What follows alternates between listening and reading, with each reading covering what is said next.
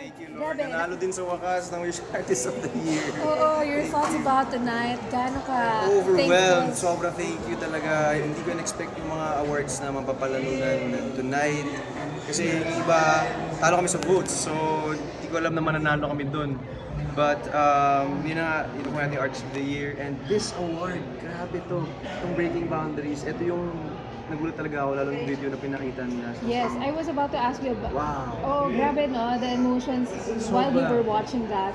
Sobrang Kasi- na-amaze ako. oo. Kasi parang, grabe, yun pala yung naging taon namin, no? That this award, yun yung naging taon namin buong 2025. And parang sabi nga ni Ate Cinch, yung tour manager namin, na parang nawala lahat ng pagod namin nung nakita namin yung video, nakuha namin itong award ito. So I share this award with the whole tour team. And Casey was there. Of course. Hindi mangyayari kung wala siya.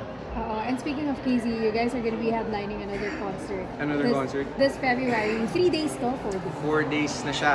Bakit hindi 4 days? Yeah, Kung go. last year, sarili nating mundo tayo, 3 days sa Araneta. This time, I'll be back sa Big Dome, but this time, I'll be with KZ. So guys, kita tayo in between Feb 6, 7, 8, and 9. Sold out na yung 3 days, yung 6, 7, 8. Yung 9, sobrang konti na lang ng tickets. Chinek namin kanina, kaya kita po tayo doon.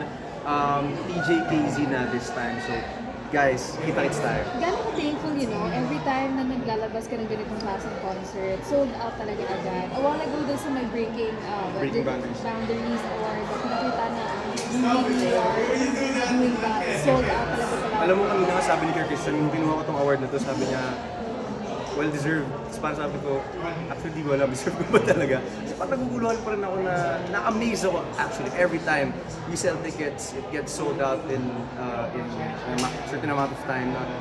Parang grabe lang talaga yung blessing ni Lord na binubuhos niya. Kaya lahat ng glory babalik sa kanya kasi pairam lang talaga sa amin. Yes, how are you preparing for the upcoming concert? We're ready for the concert that we're doing. This is big. It's a big concert. Maraming taong involved, sobrang daming tao involved, malaking production, and binuhos namin ni Casey, puso namin dito. So, Yeah, see you guys but later. of course I wanted to ask, how is this going to be different from your last year? Last year, it's all about TJ. It's all about my world, sariling mundo ko.